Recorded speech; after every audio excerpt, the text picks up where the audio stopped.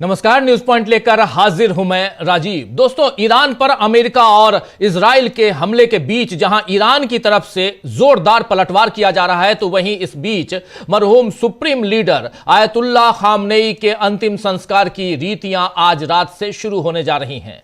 ईरानी समाचार एजेंसी इरना ने बताया है कि ईरान खामनेई के लिए 3 दिन का राजकीय शोक और अंतिम संस्कार आयोजित करेगा। इस्लामिक डेवलपमेंट कोऑर्डिनेशन काउंसिल के बयान का हवाला देते हुए इरना ने कहा है कि आज बुधवार रात 10 बजे से श्रद्धालु तेहरान स्थित इमाम खुमैनी ग्रैंड मस्जिद में देश के शहीद रहबर के पार्थिव शरीर को अंतिम श्रद्धांजलि दे सकेंगे। यह बात यहां कही गई है। और इसके बाद आप जानते हैं कि 86 वर्षीय खामनेई को ईरान में उनके गृह नगर मशहद में दफनाया जाएगा और वहां भी तैयारियां जारी हैं। इस बीच अंतिम संस्कार के यानी जो सुपुर्दे खाक करने से पहले और खामनेई के बेटे मुज्तबा खामनेई के संभावित उत्तराधिकारी बनने की खबरें आई हैं। हालांकि मुज्तबा खामनेई को भी मारने की धमकी इजराइल के रक्षा मंत्री इजराइल कैट्ज ने दी है। कैट्ज ने कहा है कि खामनेई के बाद चुने जाने वाले किसी भी ईरानी नेता की हत्या की जा सकती है। हालांकि मुज्तबा खामनेई को पश्चिमी मीडिया वेस्टर्न मीडिया है, उसने ही अगला उत्तराधिकारी घोषित किया है, क्योंकि ईरान में ऐसा कोई समाचार किसी भी एजेंसी ने फ्लैश नहीं किया है। ईरान में फिलहाल अगला सुप्रीम लीडर चुनने के लिए जूरी काउंसिल लगातार बैठकें कर रहा है और अंतरिम सुप्रीम लीडर आयतुल्लाह आरफी फिलहाल सारा काम देख रहे हैं। ईरान ने तो साफ मैसेज दे दिया है कि अमेरिका और इजराइल के आगे वो किसी तरह झुकने वाला नहीं है, बल्कि उसके हमलों से अब इन देशों का साथ देने वाले खाड़ी देश परेशान हो रहे हैं। आज फिर से सऊदी अरब की तेल रिफाइनरी पर ईरान का हमला हुआ है। वहां के रक्षा मंत्रालय ने दावा किया है कि ईरान ने एक बार फिर उनकी तेल रिफाइनरी पर ड्रोन हमला करने की कोशिश की। सऊदी अरब का कहना है कि हमला रास तानूरा की तेल रिफाइनरी पर किया गया है। यह देश की सबसे बड़ी रिफाइनरी मानी जाती है। रक्षा मंत्रालय ने आगे कहा है कि शुरुआती जांच से पता चलता है कि हमला ड्रोन से किया गया था और इससे कोई नुकसान नहीं हुआ। गौरतलब है कि इससे पहले भी सऊदी अरब ने आरोप लगाया था कि इस रिफाइनरी पर ईरान की तरफ से हमला हुआ।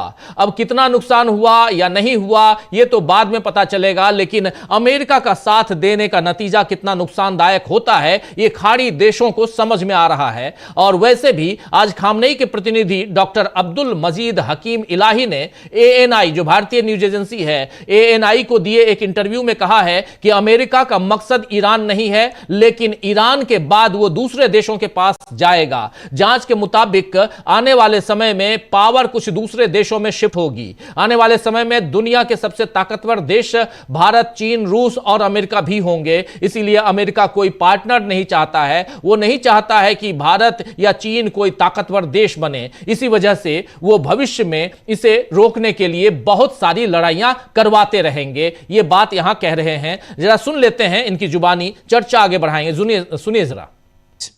I want to point to the second issue, which is the aim of America is not Iran, but wants to attack the region after Iran will come to another countries. It has been known that according to investigations, in the near future, they will be shift of power to some other country. तो ये shift कहीं और भी ये shift कर सकते हैं। ये जो पावर की बात है, पावर शिफ्टिंग की बात है, तो अमेरिका की पोल खुल रही है। लेकिन अमेरिका और इजराइल ने ईरान पर हमला बोलकर एशिया पर अपना दबदबा बढ़ाने की जो कोशिश की, उसमें ये दोनों देश बुरी तरह हारते हुए दिख रहे हैं। और अब ऐसा लग रहा है कि एशिया के साथ साथ यूरोप पर भी अमेरिका का दबदबा कम हो जाएगा। ईरान के बाद लेबनान पर किए गए हमलों के बाद अब फ्रांस के राष्ट्रपति इमैनुअल मैक्रों ने एक तरफ इजराइल को चेतावनी दी है कि वो जमीनी हमला करने के बारे में सोचे भी नहीं। वहीं ट्रंप की अहंकारी विदेश नीति और निजी अपमान का भी कड़ा विरोध हो रहा है। और ब्रिटेन भी पहले ऐसी चेतावनी दे चुका है और इनके साथ ही स्पेन के प्रधानमंत्री पेड्रो सांचेज ने ईरान युद्ध को लेकर चेतावनी देते हुए इराक की लड़ाई का हवाला दिया है। सांचेज ने कहा है कि 23 साल पहले अमेरिका के नेतृत्व में हमें मध्य पूर्व के युद्ध में घसीटा गया था। उस समय कहा गया था कि यह युद्ध सद्दाम हुसैन की विनाशकारी हथियारों को खत्म करने, लोकतंत्र लाने और वैश्विक सुरक्षा के लिए है। उन्होंने यह भी कहा कि वास्तविकता में इसका उल्टा हुआ। यूरोप में असुरक्षा बढ़ी, जिहादी आतंकवाद में उछाल आया, पूर्वी भूमध्य सागर में प्रवासन संकट गहरा हुआ और ऊर्जा कीमतों में भारी बढ़ोतरी हुई। खबर है कि ब्रिटेन और फ्रांस के नेताओं ने चीन की ओर रुख करना शुरू कर दिया है। ईरान पर जंग ने यह साफ कर दिया है कि पश्चिम का दबदबा अब खत्म हो रहा है और वहां भी अब दो फाड़ हो चुका है। एक तरफ ट्रंप की अमेरिका फर्स्ट की सनक है तो दूसरी तरफ यूरोप के देशों के लिए उनका स्वाभिमान फर्स्ट है। यूरोप के बिना ट्रंप अब कितनी लड़ाइयां लड़ पाएंगे यह देखना होगा। वैसे ट्रंप का विरोध तो उनके अपने देश में भी हो रहा है। ईरान के विदेश मंत्री अब्बास अरागची ने ट्रंप पर धोखा करने का आरोप लगाया है। खास बात यह है कि धोखे का यह आरोप केवल ईरान को ही नहीं बल्कि अमेरिकियों के संदर्भ में भी लगाया गया है। दरअसल ईरान के साथ बातचीत का दिखावा करते हुए ट्रंप ने उस पर हमला बोला और इस पर अरागची ने कहा कि परमाणु बातचीत को प्रॉपर्टी के लेन देन जैसा समझा गया। अब्बास अरागची ने एक्स पर पोस्ट किया कि जब मुश्किल परमाणु बातचीत को प्रॉपर्टी खरीद बिक्री जैसा समझा जाता है, जब बड़े झूठ सच्चाई को ढक देते हैं तो वो उम्मीदें पूरी नहीं हो सकती हैं जो हकीकत से दूर हैं। उन्होंने लिखा है एक्स पर कि इसका नतीजा गुस्से में ही बातचीत की मेज को बम से उड़ा देना है। ट्रंप ने डिप्लोमेसी के साथ साथ उन अमेरिकियों से धोखा किया है जिन्होंने उन्हें चुना था।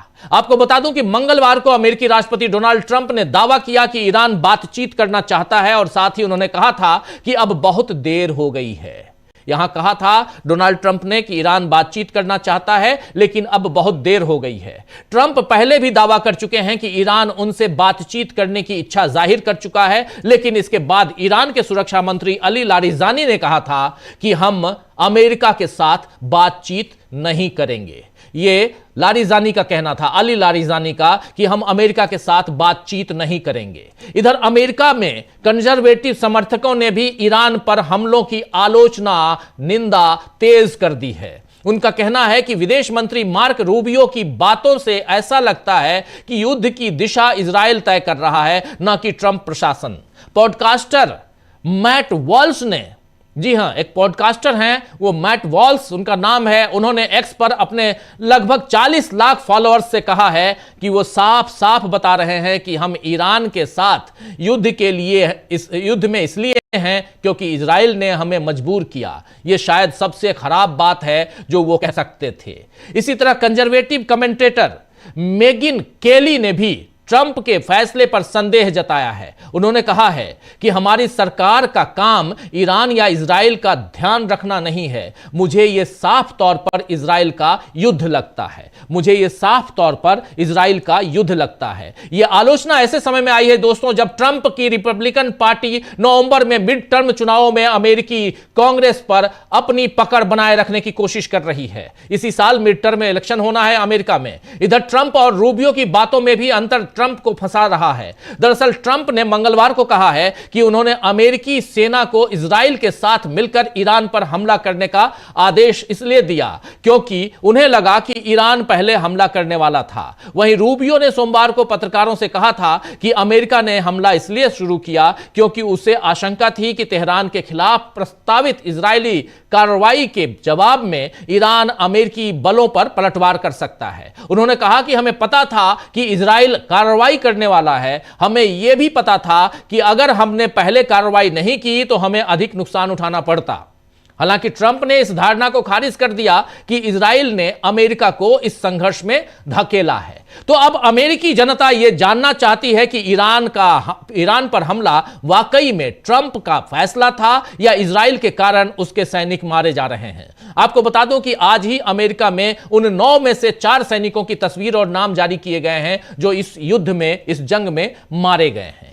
तो आइए दोस्तों आज चर्चा करेंगे कि ट्रंप के कारण अमेरिका का अमेरिका को हो गया है बड़ा नुकसान और इन सब के बीच ईरान ने कैसे अमेरिका को चारों तरफ से घेर लिया है, इसकी चर्चा करते हैं। चर्चा की शुरुआत करते हैं। हमारे साथ कुछ वरिष्ठ साथी जुड़े हुए हैं, उनसे आपका परिचय करवाता हूं। बहुत महत्वपूर्ण है आज का दिन। एक तरफ होली की ढेरों शुभकामनाएं आप लोगों को, और इन सब के बीच रंगों का उल्लास का त्यौहार ये होली। इन सब के बीच जो खबर उधर से आ रही है, ईरान से आ रही है, जो खबर इजराइल और अमेरिका से आ रही है, और जिस तरह से वहां मिडिल ईस्ट में अभी बिल्कुल एक डर का आलम है, इन सब के बीच ईरान में जो कुछ हुआ है और क्या कुछ ईरान में चल रहा है, इन सब पर हमारी पैनी निगाहें टिकी हुई हैं। और अभी से आपको सीधे ले चलते हैं, उधर ईरान ही ले चलते हैं। हमारे साथ दो साथी, वरिष्ठ साथी जुड़े हुए हैं, अमलिंदु जी और सुनील जी, और उधर ईरान से जुड़े हुए हैं हमारे साथ लाइव फ्रॉम ईरान। आप देख रहे हैं ईरान से जुड़े हुए हैं हमारे साथी अब्बास नकवी साहब जुड़े हुए हैं हमारे साथ।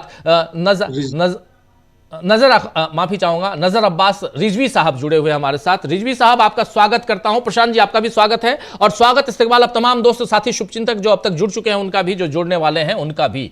रिजवी साहब, आपके पास सीधे ईरान में चल क्या रहा है। हिंदुस्तान में हम बैठे हुए हैं और यहां पर जो खबरें आ रही हैं छन छन के, वही खबर हम पहुंचा भी रहे हैं। अभी अपनी बात में रख रहा था, उन तमाम बातों को रखने की कोशिश कर रहा था जो मीडिया के जरिए, हमारे सोर्सेस के जरिए आ रहे हैं। लेकिन आपसे बेहतर और कौन बताएगा कि आखिर चल क्या है रहा है ईरान में। और जितनी खबरें यहां आ रही हैं, खबरें ऐसी आती हैं कि तेहरान पर ताबड़तोड़ हमला कर रहा है, मिसाइलें दाग रहा है इजराइल। अमेरिका ने ईरान के बहुत सारे ठिकानों को तहस नहस कर दिया है। लेकिन सच्चाई क्या है रिजवी साहब, जरा आप बताइए।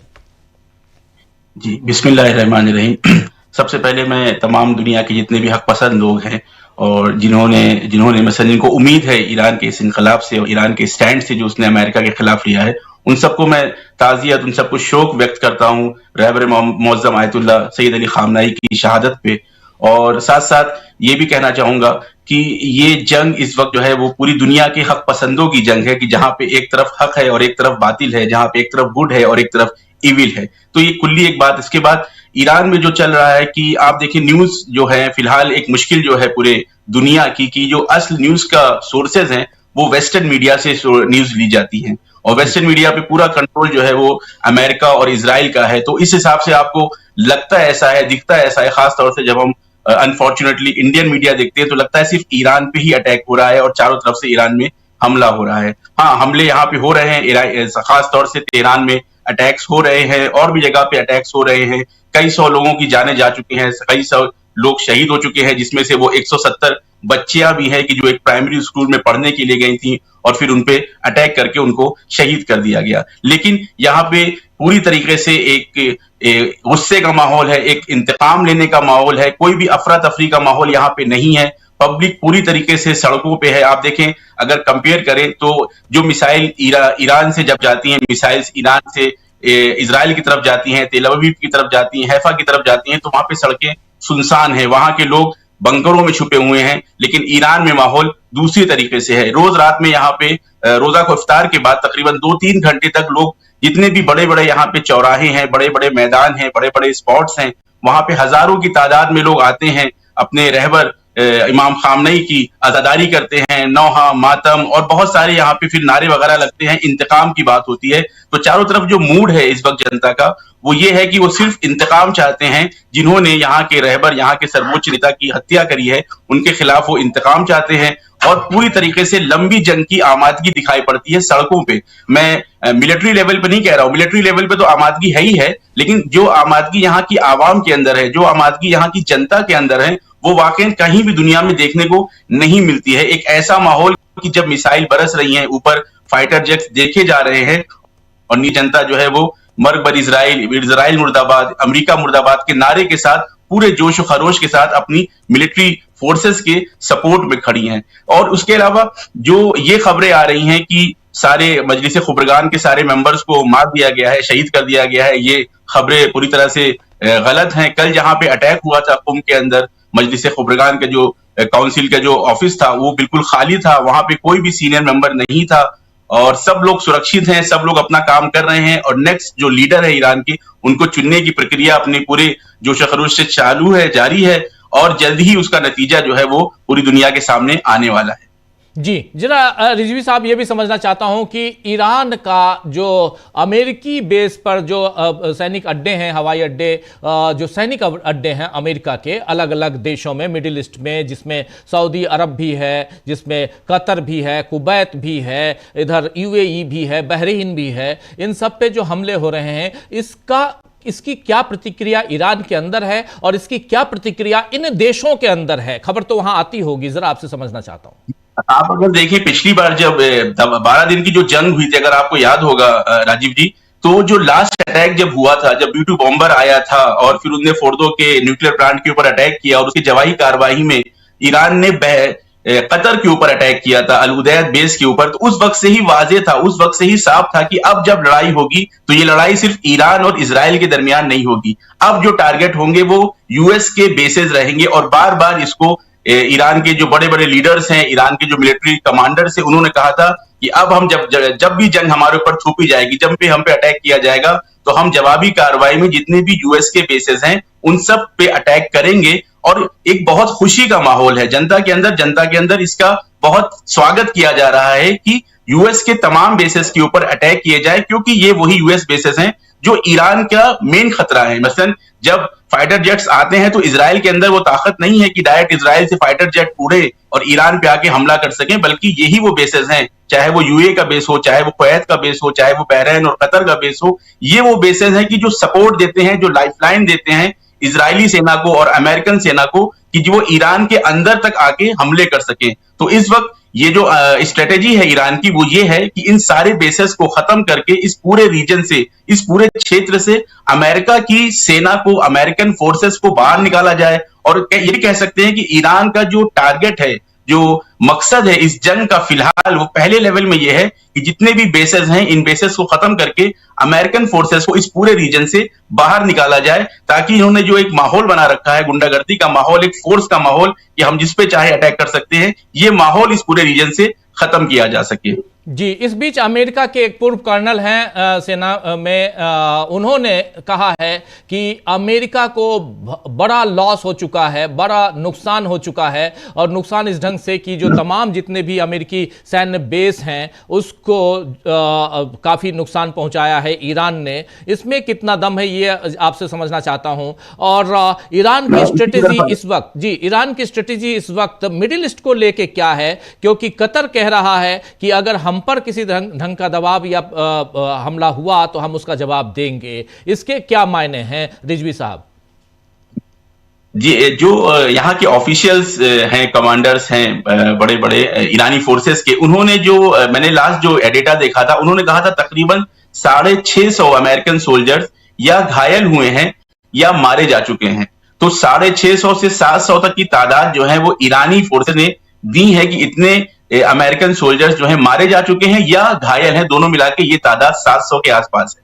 दूसरी बात, जो ये खाड़ी के जो देश हैं, कतर है, सऊदी अरब है, अमारात है, बहरीन है, कुवैत है, आप अच्छी तरह से जानते हैं कि ये खुद जो है वो आजाद नहीं है, इनके पास अपनी कोई आवाज नहीं है, ना ये डेमोक्रेटिक तरीके से चुने गए मुल्क हैं, हुकूमतें हैं कि जहां पे आगे पब्लिक का सपोर्ट है। ये वो हुक्मरान हैं, ये वो सत्ताधारी अफराद हैं कि जिनको अमेरिका ने अपने मकसद के लिए, अपने फायदे के लिए मुख्तलिफ जगह पे बैठाया हुआ है। तो इनके पास बहुत ज्यादा ऑप्शन नहीं है कि ये खुल के किसी तरीके से अपना स्टैंड ले सके। इनका स्टैंड वही स्टैंड होता है कि जो यूएस का स्टैंड होता है। तो अगर कतर को ये एतराज है, अगर कतर को ये प्रॉब्लम है कि ईरान हमारे ऊपर क्यों अटैक कर रहा है, तो इसका जवाब अब्बास आराकी साहब ने पहले दे दिया है कि हमने जितने भी अटैक्स किए हैं इन सारे देशों के ऊपर, वो हमने यूएस के बेसिस के ऊपर किए हैं। यूएस का बेस हो या यूएस की एम्बेसी हो, ये कोई भी कतर का हिस्सा नहीं शुमार होता है, बल्कि ये यूएस की जमीन इसको माना जाता है। तो ये बात अब्बास आराकी साहब ने भी पहले कही है और दूसरे लोगों ने भी कही है कि हम कतर के साथ हमारा दोस्ताना ताल्लुकात है, ये हमारे फ्रेंडली मुल्क हैं, लेकिन हम जो अटैक कर रहे हैं उन अड्डों पे अटैक कर रहे हैं, उन बेसिस पे अटैक कर रहे हैं जहां से हमारे खिलाफ साजिश रची गई, जहां से हमारे ऊपर हमले का प्लान बनाया गया। तो इसी वजह से ये जो ममालिक हैं, इनको भी इतना ज्यादा अधिकार नहीं है कि इतना ज्यादा खुल के विरोध कर सकें कि हम आपके ऊपर रिटेलिएशन में अटैक करेंगे। लेकिन क्योंकि उनके ऊपर अमेरिका से, इनके ऊपर इजराइल से प्रेशर रहता है और ये इनके ही बिठाए हुए हुक्मरान हैं, इनके ही बिठाए हुए एक तरह से पपेट हैं, तो ये बहुत ज्यादा मजबूर हैं कि इस तरह के बयानात दें, नहीं तो ये भी जानते हैं और ये भी समझते हैं इस बात को कि ईरान के पास हक है उन सारे बेसिस पे, उन सारी जगहों पे अटैक करने का, रिटेलिएट करने का, जो यहां पे अटैक के लिए मददगार साबित होते हैं। जी, एक सवाल और भी है कि यहां पर दूसरी तरफ कुवैत में कल अमेरिकी विमानों, जेट विमानों के मार गिराए जाने की खबर आई और ये कुवैती सरकार ने ही, वहां का रक्षा मंत्रालय ने ही कहा, डिफेंस मिनिस्ट्री ने कहा कि कई अमेरिकी विमान मार गिराए गए हैं। उसके बाद शाम होते होते खबर आई कि कुवैत ने ही उन अमेरिकी विमानों को, ये F-15E उसको मार गिराया है। इसमें कितनी सच्चाई है? क्योंकि पहले अगर कुवैत ने ही अगर मार गिराया है तो फिर पहले उसने क्यों कहा कि कई विमान मार गिराए गए हैं लेकिन उसके पायलट्स जो हैं, क्रू मेंबर्स, वो सुरक्षित हैं? और बाद में क्या यहां पर किसी तरह का प्रेशर था कुवैत के ऊपर? क्या इसको ईरान ने मार गिराया था या कुवैत ने ही गलती से मार गिराया? ईरान में इसको लेकर कोई चर्चा हुई क्या? जी, ईरानी ऑफिशियल्स का बयान जो जहां तक था, उन्होंने कम से कम एक फाइटर जेट की बात कही थी कि हमने जो है एक फाइटर जेट को मार गिराया है, लेकिन इसके जवाब में यूएस फोर्सेस ने कहा, और ये बहुत मसलन हंसने वाली बात है कि वो कहते हैं कि फ्रेंडली फायर में हमारा फाइटर जेट गिर गया।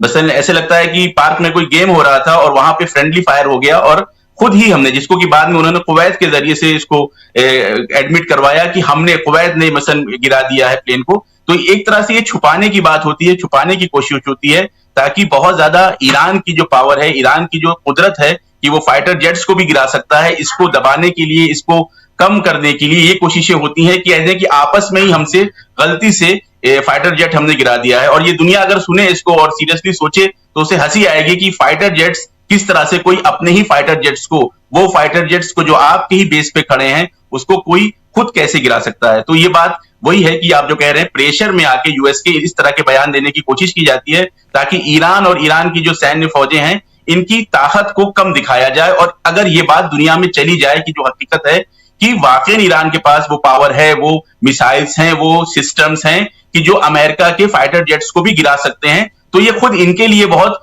खतरनाक है, जो ये खुद इनके लिए बहुत शर्म वाली बात होती है। इस वजह से ये कोशिश करते हैं कि इस हकीकत को छुपा के रखें।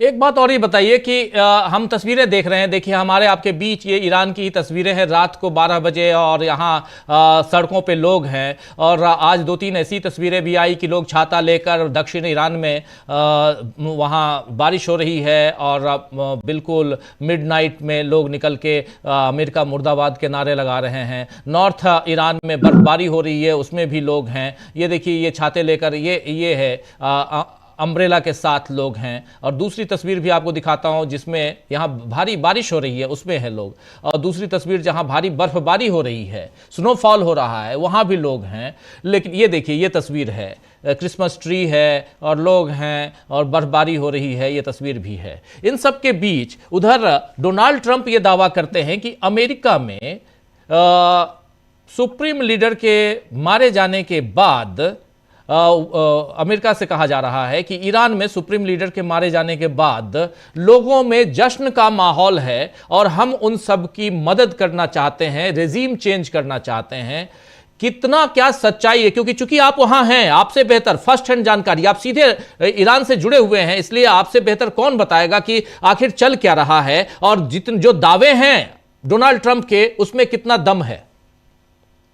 देखिए, अनफॉर्चुनेटली दुनिया एक ऐसी मोड़ पे आ गई है कि जहां मीडिया के जरिए से या और जरायों से और सिस्टम के जरिए से दिन को कहा जाता है रात है और रात को कहा जाता है दिन है। और हमारी दुनिया की जनता भी इतनी भोली हो चुकी है कि उसको लगता है कि वाकई दिन जो है वो रात हो गया है और रात जो है वो दिन हो गया है।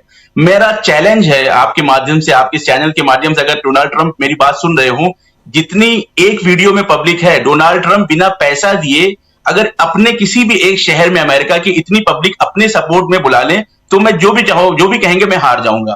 डोनाल्ड ट्रंप की जो हालत अपने मुल्क में है कि सबसे लोअर रेटिंग है इस वक्त उनकी एक प्रेसिडेंट के तौर पे, उसके बाद ऐसी बातें कहना समझ में आता है कि वाकई उनके ऊपर उम्र का जो है काफी असर हो चुका है। तो ये तो एक बात।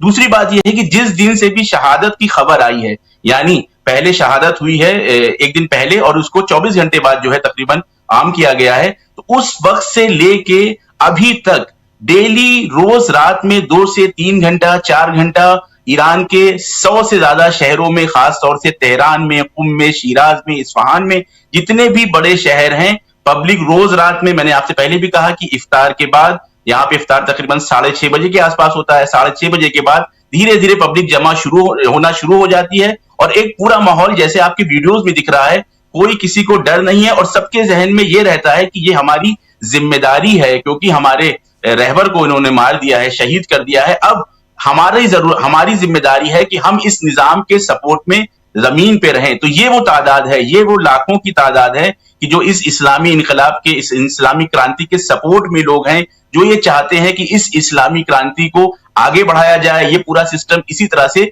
चलता रहे। लेकिन इसी के मुकाबले में अगर आप जो 1 महीने पहले यहाँ पे राइट्स हुए थे, जो दंगे हुए थे, उसको मैं प्रोटेस्ट नहीं कहूंगा, कि जिसको बहुत ज्यादा बढ़ाया गया था इंटरनेशनल मीडिया में, ट्विटर के जरिए से, फेसबुक के जरिए से, उसमें पहलवी इन्वॉल्व थे, उसमें अमेरिका इन्वॉल्व था, ईरान, इजराइल इन्वॉल्व था और दिखा रहा था कि एक अपराइजिंग हो गई है।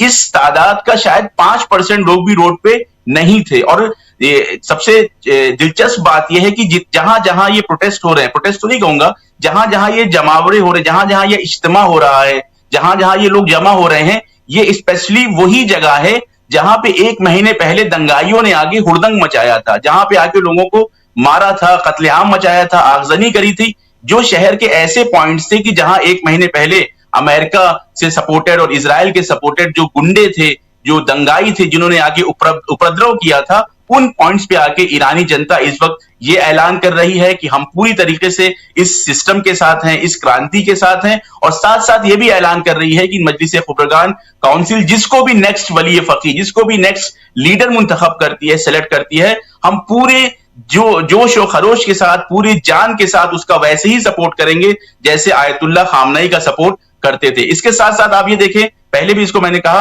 कि ये तब हो रहा है कि जब फाइटर जेट्स ऊपर उड़ रहे हैं, वो हमले लगातार हो रहे हैं। इन हमलों के दौरान आप दुनिया के किसी मुल्क में भी इस तरह के वीडियोस नहीं देखेंगे कि जहां पे फाइटर जेट्स ऊपर उड़ रहे हों, और वो भी एक ऐसे खबीस मुल्क के फाइटर जेट की जिसने पहला टारगेट ही अपना बच्चियों के स्कूल को बनाया है। यानी उनके लिए हॉस्पिटल पे अटैक करना कोई मुश्किल नहीं है, उनके लिए बच्चों के स्कूल पे अटैक करना कोई मुश्किल नहीं है। उन्होंने गज्जा में 40-50 हजार बच्चों को कत्ल कर दिया। तो इतने ज्यादा गंदे लोगों के फाइटर जेट्स आसमान में उड़ रहे हैं, लेकिन लाखों की तादाद में रोज रात में, ऐसा भी नहीं है कि अनएक्सपेक्टेड होता है, प्लान रहता है कि हाँ भाई हम रोज रात में आएंगे, हम रोज रात में यहाँ पे जमा होंगे, अपने नेता के शोक में जमा होंगे, वहां मजलिसें होती हैं, वहां मातम होते हैं, वहां इमाम हुसैन के नाम के नारे लगते हैं, और आखिरी में सबका एक ही नारा रहता है कि जब तक हमें पूरा इंतकाम नहीं मिल जाता, जब तक हम पूरा प्रतिशोध नहीं ले लेते हैं इस कत्ल का, इस शहादत का, तब तक हम इस पीछे नहीं हटेंगे। जंग बंदी की कोई बात नहीं होनी चाहिए, किसी तरह की निगोसिएशन की बात नहीं होनी चाहिए। ईरानी आवाम पूरी तरीके से इस जंग के साथ है और पूरे जोश और खरोश के साथ वो आखिर नतीजे तक इस जंग में अपनी फोर्सेस के साथ और अपने निजाम के साथ खड़ी हुई है।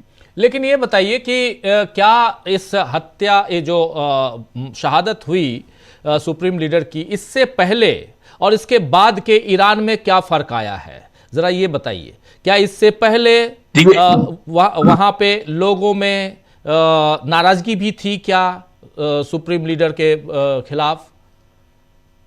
नहीं, वही मैंने कहा कि जो एम्पलीफाई करता है ना मीडिया का जादू यही है, आप मुझसे बेहतर समझते हैं। जो एम्पलीफिकेशन की ताकत है मीडिया की, वो जो 8 और 9 जनवरी को जो दंगे हुए, जिसको एम्पलीफाई किया गया, वो एक बहुत छोटी तादाद है, उसको बहुत ज्यादा बढ़ाया गया। और वो तादाद भी वो थी कि जिसमें मोसाद और CIA सपोर्टेड ऐसे अफराद थे जिनका असल मकसद ये था कि ज्यादा से ज्यादा लोगों को मारें ताकि यहां पे बहुत ज्यादा अफरा तफरी का माहौल रहे।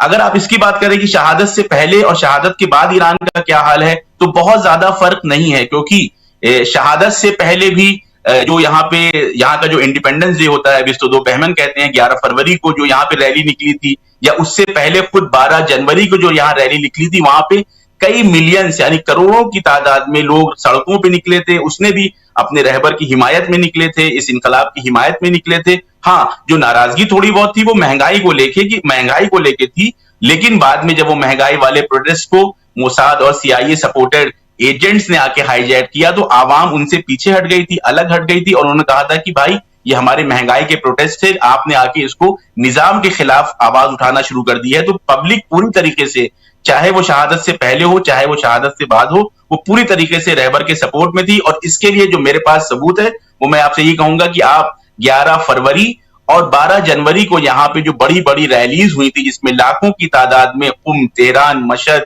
हर बड़े शहर में लाखों की तादाद में लोग निकले थे, वो खुद इस बात की दलील है कि उस वक्त भी रहबर के सपोर्ट में लोग बाहर निकले थे। और इस वक्त बस ये फर्क है, इस वक्त गुस्सा बहुत ज्यादा है, इस वक्त लोगों के जहन में बस एक चीज है, वो ये है कि हमें अपने रहबर की शहादत का इंतकाम लेना है। और साथ साथ आप ये भी जानते हैं कि शिया आइडियोलॉजी में आइडियोलॉजिकली तौर पे लोग गुस्से में तो हैं, लेकिन साथ साथ लोग खुश भी हैं कि एक ऐसा लीडर की जिसने तकरीबन 40-45 साल से इस मुल्क को चलाया है और जिसके शागिर्दों में हसन नसरुल्लाह और कासिम सुलेमानी जैसे अफराद हैं कि जिनको शहादत मिली है, तो ऐसे फर्द का ये हक था कि उसको शहादत ही मिलती। वो हॉस्पिटल के बेड में मरना शायद उनकी शायाने शान ना होता। तो पब्लिक की सुनवान से भी एक फख्र का, एक इफ्तिखार कर रही है, प्राउड कर रही है कि हमारी ड्राइवर को शहादत मिली है। लेकिन साथ साथ उनके अंदर ये गम और गुस्सा भी है कि जब तक इसका इंतकाम ना लिया जाए, जब तक इसका रिवेंज ना लिया जाए, तब तक ये जंग नहीं रुकनी चाहिए। और शुरुआती दौर में जो सबसे पहला हदफ है, जैसे कि पहले भी मैंने कहा, वो यही है कि इस पूरे रीजन से, इस पूरे पश्चिमी एशिया के रीजन से अमेरिकन फोर्सेस का बाहर निकालना, उनके सारे बेसेस को बंद करना, ये पहला हदफ है। कि इसके बाद जो अगर हम कहें कि लास्ट हदफ क्या है, वो ये है कि इजराइल में जो कब्जा कर रखा है फिलिस्तीन की जमीन पे, फिलिस्तीन की जमीन को आजाद कराना और वहां पे फिलिस्तीनियों को उनका हक दिलाना, ये इस जंग का लास्ट मकसद हो सकता है। रिजवी साहब, एक बात बताइए, इंडिया को लेकर वहां कोई बातचीत चल रही है क्या? क्योंकि भारत के पीएम ने, प्रधानमंत्री ने इस मसले पे अभी तक कुछ नहीं कहा है। इस पर भी कोई बातचीत कहीं कोई सुनने को मिली क्या? नहीं, इस तरह की यहाँ पे मसलन कोई खास ऐसा जिक्र यहाँ पे नहीं है, क्योंकि तवक्को ये रहती है ईरान को और ईरानी आवाम को और ईरान के जो लीडर्स हैं कि वो, क्योंकि इंडिया जो है एक नेचुरल अलाई है, साल से हमारे इंडिया जो है वो ईरान का नेचुरल अलाई है, तो तवक्को ये रहती है कि इस तरह का कोई ना कोई बयान आना चाहिए। लेकिन बयान नहीं आया, उसके बाद कोई खास यहाँ पे ऐसा जिक्र नहीं हो रहा है, कोई खास ऐसी बयानबाजी नहीं हो रही है। हालांकि यहाँ पे जो एनालिस्ट हैं, जो यहाँ पे जो तज्जिया और तहलील करते हैं, उनका कहना है कि ये एक अच्छा साइन नहीं है और इसमें इस तरह से कुछ ना कुछ बयान आना चाहिए। कि उम्मीद है कि आगे इस तरह के कोई ना कोई बयान हमारी इंडिया से जरूर आएगा ईरान के इस मसले पे आएगा। एक बात और, फिर आपको मैं समझ रहा हूं कि काफ़ी व्यस्त हैं, लेकिन एक सवाल और भी। सवाल ये, जो रिजीम चेंज करने की बात अमेरिका लगातार कहता रहा, डोनाल्ड ट्रंप अभी भी, कि हम चाहेंगे कि अगर कुछ नहीं हुआ तो फिर अपने सैनिकों को वहां उतारेंगे। कल बयान आया डोनाल्ड ट्रंप का कि वहां जमीन पे, ईरान की धरती पे अपने सैनिकों को उतारना। ये खबर भी ईरान तक तो आई ही है, जब हम तक आई हुई है तो आप तक भी है। जरा ये समझना चाहता हूं इसकी क्या प्रतिक्रिया है ईरान में, और ईरान के फोर्सेस, ईरान के लोग क्या कहते हैं? जी देखिए, अगर आपने जो बात कही रिजीम चेंज, ये एक ऐसा मसला है कि अगर हम इस पूरे पश्चिमी एशिया को देखें, और आप भी इस बात को जानते हैं, बेहतर समझते हैं कि इस पूरे रीजन में जितने भी मुल्क हैं, जितने भी देश हैं, चाहे वो सऊदी अरब हो, चाहे वो बहरीन हो, चाहे वो कतर हो, चाहे वो अमारात हो, चाहे वो कुवैत हो, चाहे वो टर्की हो, जितने भी यहाँ पे देश है, वो सब अमेरिका की ही आवाज बोलते हैं। अमेरिका के ही बैठाए हुए पपेट्स हैं, अमेरिका के ही पिट्ठू हैं।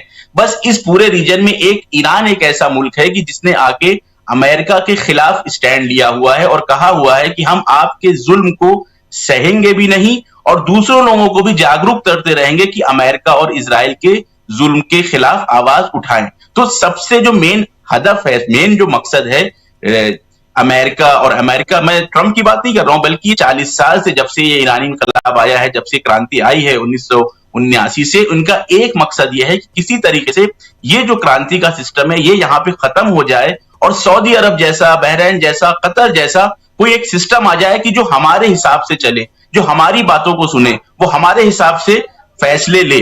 तो पूरा असल हदफ उनका यही है। फिर उसमें वो कभी बहाना लाते हैं न्यूक्लियर डील का, कहते हैं वो न्यूक्लियर वेपन बना रहे हैं, कभी बहाना लाते हैं ह्यूमन राइट्स का, कभी बहाना बनाते हैं ह्यूमन राइट्स का, कभी बहाना बताते हैं महंगाई का। तो असल जो उनका दिल का दर्द है, अमेरिकन एस्टेब्लिशमेंट का जो इंपेरियलिज्म है, साम्राज्यवाद है, उसका असल जो प्रॉब्लम है वो ईरान में इस सिस्टम को खत्म करना चाहते हैं और एक ऐसा सिस्टम लाना चाहते हैं कि जिस सिस्टम में वो उनके हिसाब से ही चले, तेल उनको ही बेचे, उनके हिसाब से ही सब कुछ होना चाहिए और तो इस वजह से यहाँ पे रिजीम चेंज जो है वो इनका हमेशा का ख्वाब रहा है।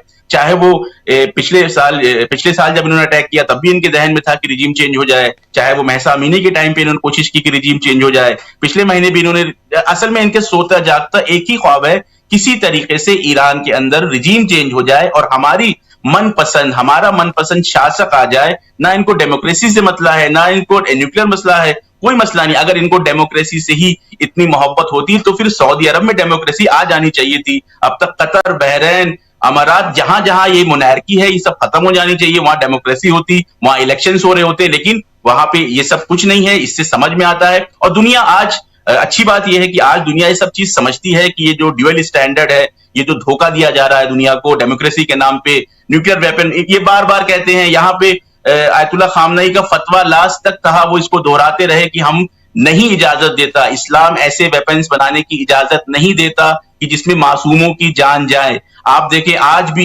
ईरान जितनी भी मिसाइल बना रहा है वो प्रिसिशन वाली मिसाइल से अटैक कर रहा है तेल अवीव में, जहां पे सिर्फ मिलिट्री सेंटर्स पे अटैक किया जा रहा है ताकि किसी सो कॉल्ड मासूम की जान ना जाए। अमेरिकन बेसिस पे कर रहा है, किसी भी सिविलियन टारगेट को अटैक नहीं किया गया है अभी तक, लेकिन उसके मुकाबले में यहाँ पे कम से कम 7 से 9 हॉस्पिटल्स पे जो है इजराइल ने और अमेरिकन फोर्सेस ने अटैक किया है। जंग की शुरुआत ही उन्होंने जो है वो एक प्राइमरी स्कूल पे अटैक करके की, जहां पे 170-180 लोग मारे गए हैं, जिसमें 165 जो है वो बच्चियां हैं, बाकी 14 वहां पे लेडीज टीचर हैं। तो ये जो एक मसला है कि रिजीम चेंज करना चाहते हैं ताकि अपनी ताकत को यहां पे पूरी तरीके से यूज कर सके, अपनी ताकत के लिए, अपने फायदे के लिए, तो वो चलते रहेगा, ये प्रोसेस चलता रहेगा, तब तक चलता रहेगा। मुझे याद है अच्छी तरह से, मैंने कई बार ये आयतुल्लाह खामनई के मुंह से सुना, जब तक ये लोग मायूस नहीं हो जाएंगे, अमेरिका और इजराइल मायूस नहीं हो जाएंगे कि ये ईरान में कुछ भी नहीं कर सकते, तब तक ये कोशिश करते रहेंगे कि यहाँ पे सो कॉल्ड, वो रिजीम का वर्ड यूज करते हैं,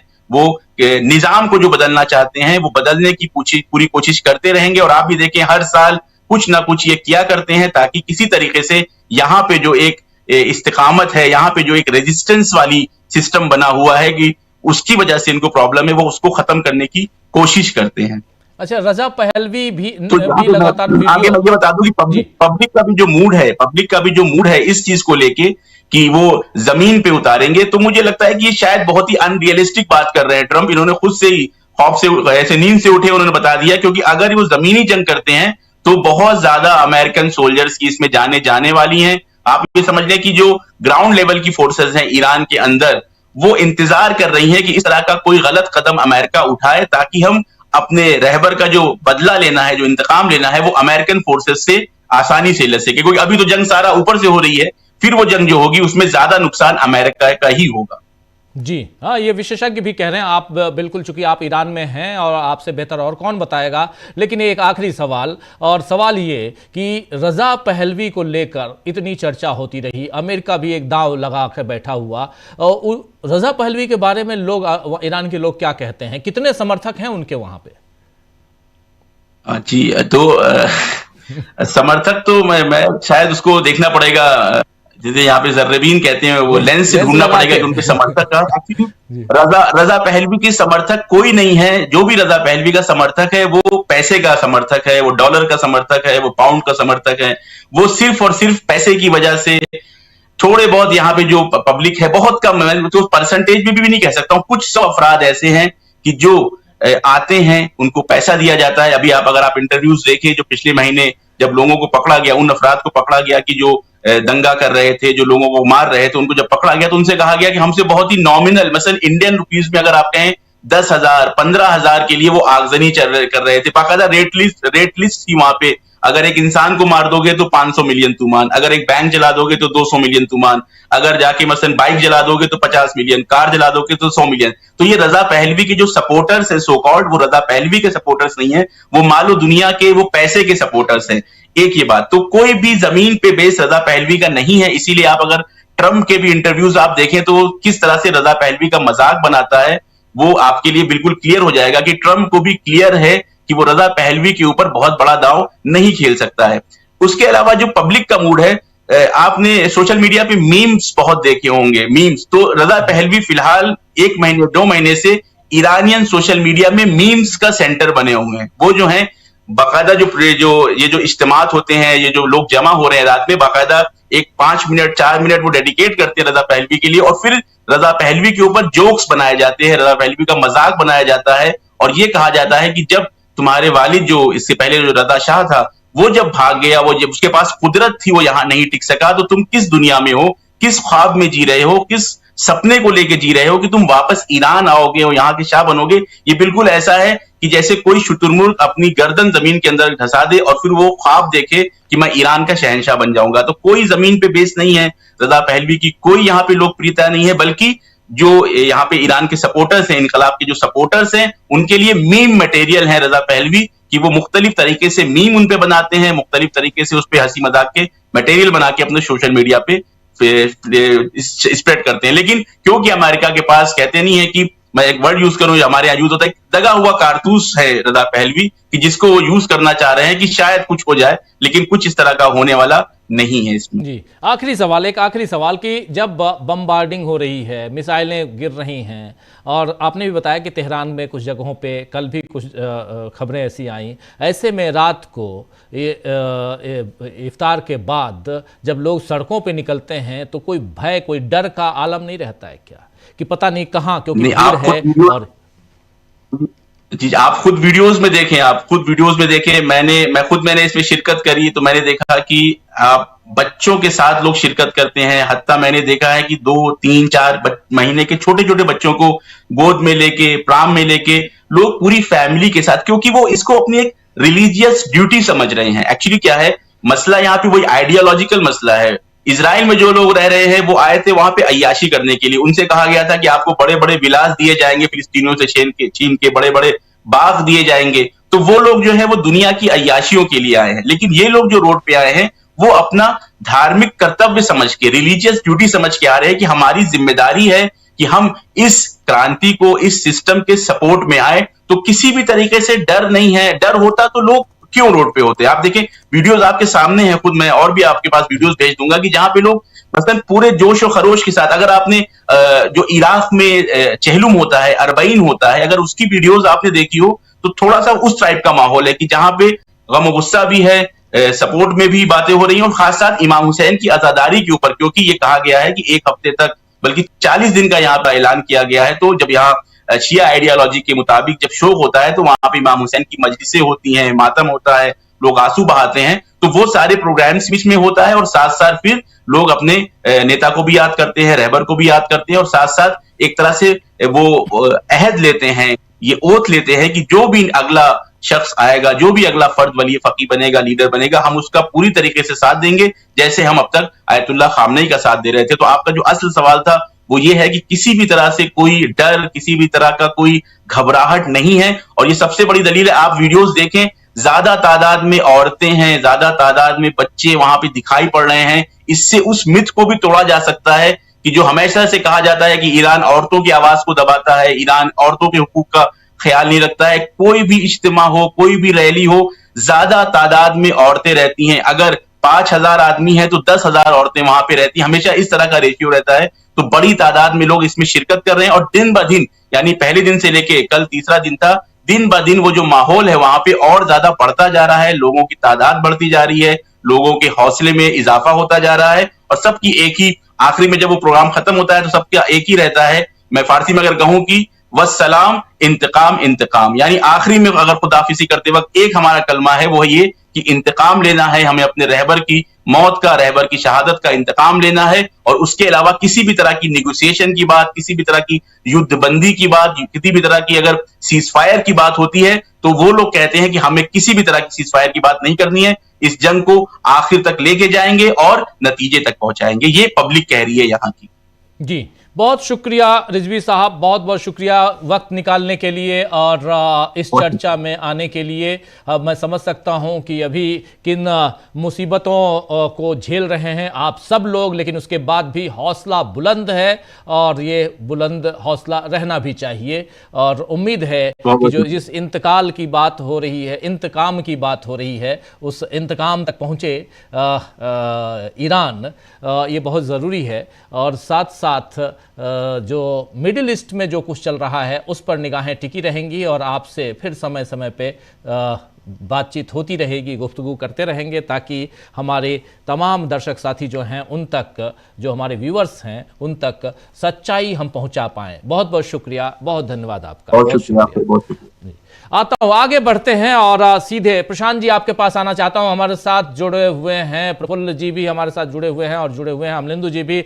आप सबका एक बार फिर स्वागत करता हूं। सीधे ईरान से हमारे साथ जुड़े हुए थे रिजवी साहब, जिनसे हम समझ रहे थे वहां का सूरत हाल। प्रशांत जी, इस बीच बहुत घटनाक्रम में तेजी लगातार हम लोग देख रहे हैं। सुबह से लगातार हम लाइव कर रहे हैं। आज होली का दिन है, आप सबको होली की शुभकामनाएं। लेकिन साथ साथ उधर जो कुछ हो रहा है मिडिल ईस्ट में, उसका असर अपने देश पे बहुत गहरा पड़ने वाला है। इसीलिए होली तो हम अगले साल भी मना लेंगे, लेकिन यहां पर उन तमाम घटनाक्रमों पर पैनी निगाह रखी जाए, यह जरूरी है। और ऐसे में कल से लेकर आज तक डोनाल्ड ट्रंप को लेकर हम अगर चर्चा करें प्रशांत जी, तो डोनाल्ड ट्रंप अपने बयानों से काफी भटकते हुए नजर आ रहे हैं। और दूसरी बात, उनके मातहत जो वहां जो लीडरशिप है डोनाल्ड ट्रंप के यहां, खासकर रिपब्लिकन्स में, वहां पर दो फाड़ दिखाई दे रहा है।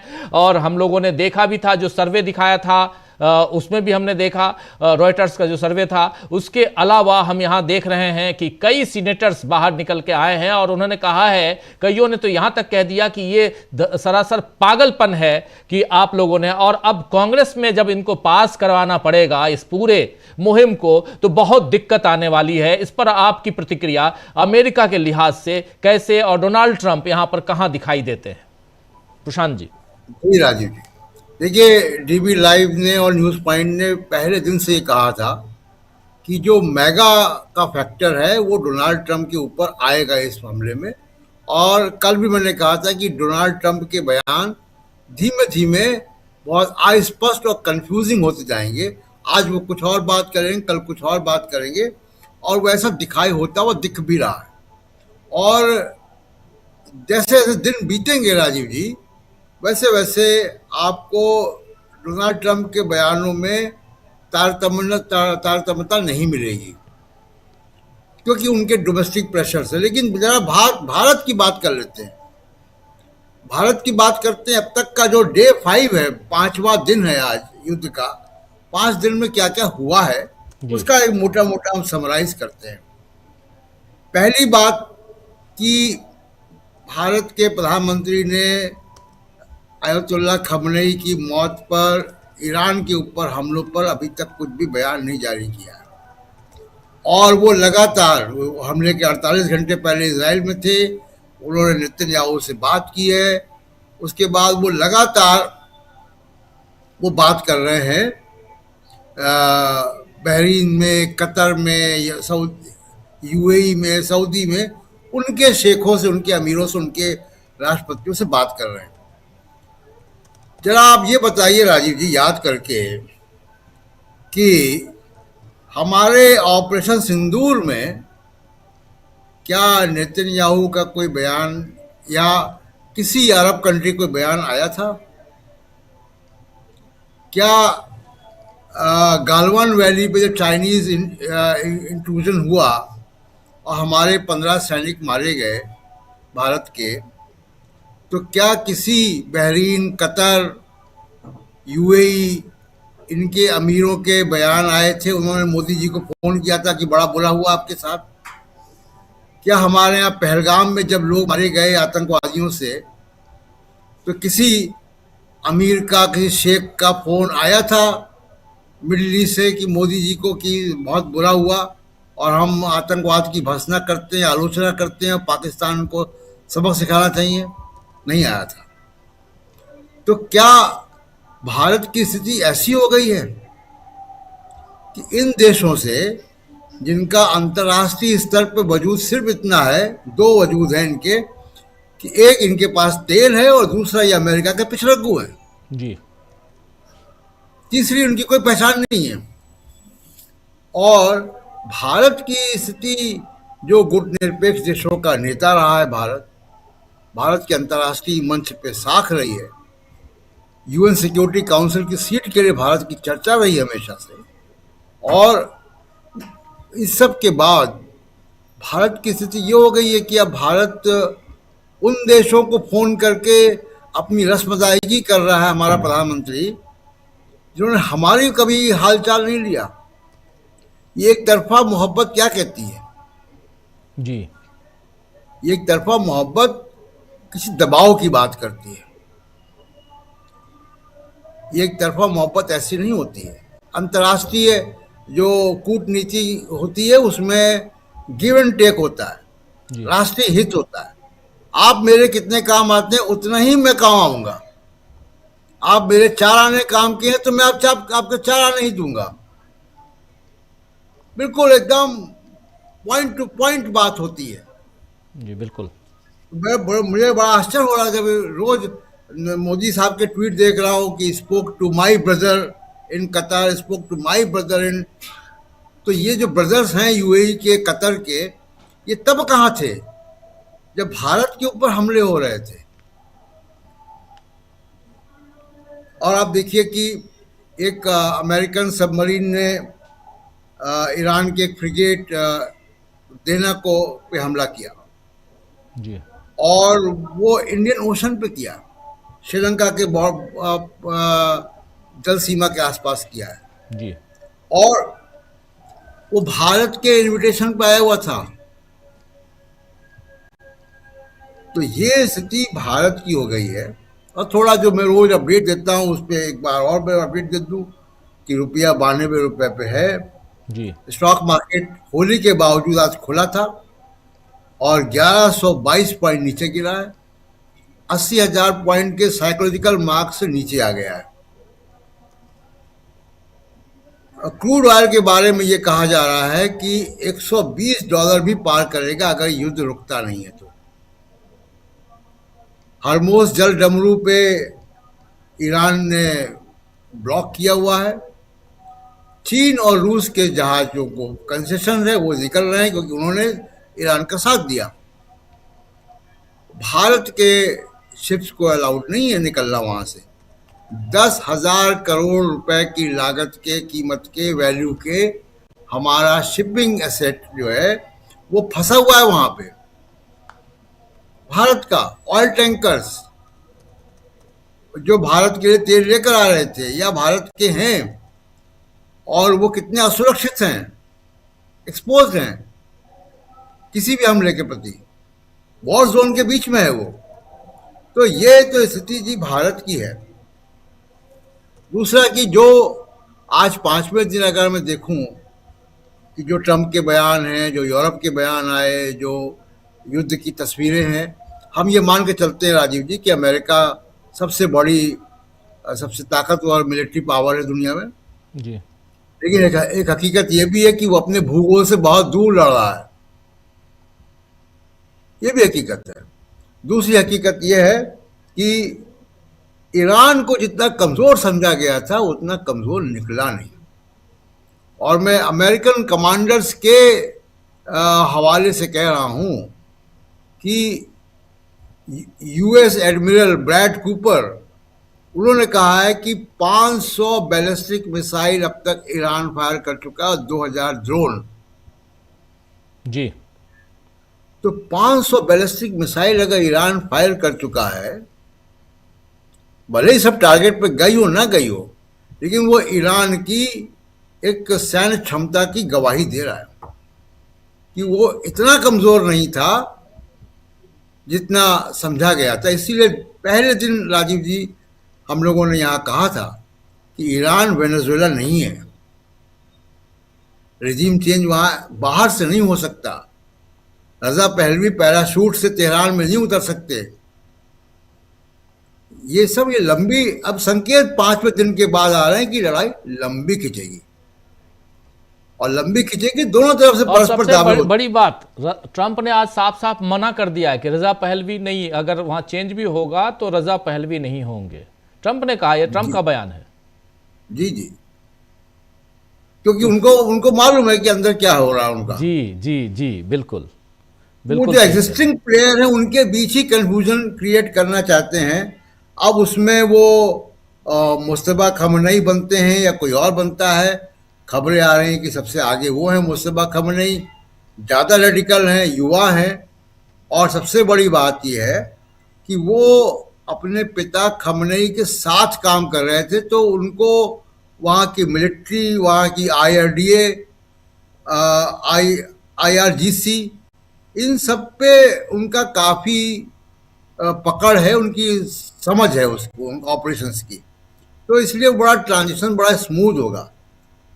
इस वक्त मैं इतना कहना चाहता हूं केवल कि 5वें दिन ये संकेत मिल रहे हैं कि लड़ाई लंबी खिंचेगी, इसकी आर्थिक कॉस्ट, इकोनॉमिक कॉस्ट बढ़ती जाएगी, और इकोनॉमिक कॉस्ट में भले ही भारत के ऊपर मिसाइल नहीं आ रहे हैं, भले ही भारत के ऊपर ऐसे हमले नहीं हो रहे हैं, लेकिन भारत का जो आर्थिक पहलू है उसकी मिसाइल भारत में बराबर आ रही है। वो हमारे स्टॉक मार्केट से दिख रहा है, वो हमारे रुपया, डॉलर के खिलाफ जो रुपया है उस पर दिख रहा है, और हमारे जो तेल का 25 दिन का स्टॉक है हमारे पास जी, तेल का, तो 25 दिन का स्टॉक है। रूस से हम तेल खरीद नहीं सकते, वेनेजुएला से, अमेरिका से तेल आ नहीं सकता, वो आएगा तो उसी जल डमरू से आएगा, हरमुज से ही होके आएगा, पाइपलाइन भारत में है नहीं। तो भारत के लिए एक मुश्किल भरा समय है, और ये इस वक्त जो सबसे सूझबूझ की डिप्लोमेसी होनी चाहिए थी, उसकी कहीं कोई निशानदेही हमको नहीं मिल रही। जी राजीव जी, बिल्कुल बिल्कुल आप सही कह रहे हैं। जो सूझबूझ वाली डिप्लोमेसी होनी चाहिए उसकी निशानदेही नहीं मिल रही है, और यही एक सबसे बड़ा यहाँ पर कारण, एक बड़ा प्रॉब्लम भी इसे कह सकते हैं, ये दिखाई दे रहा है। लेकिन ज़रा अमलेंदु जी, कुछ अपडेट्स और बहुत सारी चीज़ें, दिन भर के अपडेट्स में क्या कुछ है आपके पास आना चाहता हूँ, फिर प्रफुल्ल जी कुछ विश्लेषणों के लिए आपके पास भी आऊँगा। अमलेंदु जी, क्या है? राजीव जी, कई बड़े अपडेट्स हैं। पहला अपडेट तो यही है कि जो तेहरान के प्रार्थना हॉल में इमाम खामेनेई के लिए होने वाला जो विदाई समारोह था, उसको अभी टाल दिया गया है और नया शेड्यूल बाद में जारी किया जाएगा। ये अभी तक आया है। और ब्रेकिंग इस समय ये है राजीव जी कि एक और जहाज जो है वो जल रहा है, जिसको ईरान ने निशाना बनाया है, और ब्रिटिश मैरीटाइम ट्रेड सेंटर जो है उसके हवाले से खबर है कि होर्मुज जल डमरू मध्य में पूर्व की ओर जा रहे कंटेनर जहाज को निशाना बनाया गया और वो जल रहा है। IRGC ने कहा है कि इस इलाके में अमेरिकियों की लगातार शरारत और धोखे का नतीजा ये होगा कि इलाके में सभी मिलिट्री और इकोनॉमिक इंफ्रास्ट्रक्चर खत्म हो जाएंगे। इधर जो ईरानी आर्म्ड फोर्स है उसके चीफ है जनरल आमिर, उन्होंने हुंकार भरी है और कहा है कि US को वियतनाम और अफगानिस्तान में हुए नुकसान से भी ज्यादा नुकसान होगा। हम ईरान के लिए अपनी जान दे देंगे। लाखों ईरानी सैनिक अपनी जान कुर्बान करने के लिए तैयार हैं। US को वियतनाम और अफगानिस्तान में हुए नुकसान से भी ज्यादा नुकसान होगा। जो लोग दावा करते हैं कि US को कोई हरा नहीं सकता, वे देखेंगे कि ईरान उन्हें गलत साबित कर देगा। ये है राजीव जी। दूसरा ये कि ये युद्ध जिस तरीके से चल रहा है उसमें इजराइल और अमेरिका जो हमले कर रहे हैं वो अब जो यूनेस्को द्वारा संरक्षित वर्ल्ड हेरिटेज साइट्स हैं उन पर भी हमले कर रहे हैं। ईरान के विदेश विभाग के प्रवक्ता हैं इस्माइल बाकई, उन्होंने एक वीडियो पोस्ट करते हुए लिखा है कि तेहरान में ऐतिहासिक आर्ग स्क्वायर इलाके पर मिसाइल हमला हुआ है, जिससे गोलिस्तान पैलेस को नुकसान हुआ। ईरान की राजधानी की सबसे यादगार निशानियों में से एक और यूनेस्को वर्ल्ड हेरिटेज साइट है ये, और ईरान के सांस्कृतिक मिटाने को मकसद से किया गया एक घिनौना जुर्म है जो पुराने इतिहास और सभ्यता का केंद्र है ये। और 1954 के Hague convention for the protection of cultural property in the event of armed conflict 1977, additional protocol to the Geneva convention, Rome statute of the international criminal court और स्थापित इंटरनेशनल कानून के तहत US और इजराइल द्वारा ईरान की ऐतिहासिक जगहों और सांस्कृतिक विरासत पर जानबूझकर किया गया कोई भी हमला इंटरनेशनल मानवीय कानून का गंभीर उल्लंघन है और यह एक खुला युद्ध अपराध है। ये इस्माइल बाकई जो है ईरान के विदेश विभाग के प्रवक्ता, उनका कहना है राजीव जी। और एक और स्कूल जो है वो पूरी तरीके से ईरान में तबाह हो गया है, जिस पर इजराइल ने हमला किया, वो उर्मिया जो है वहाँ का है। और IRGC जो है उसने दावा किया है कि रिवोल्यूशनरी गार्ड की नेवी ने आज सुबह कतर में वेस्ट एशिया में अमेरिकी स्ट्रेटेजिक रडार EPS 132 को नष्ट कर दिया।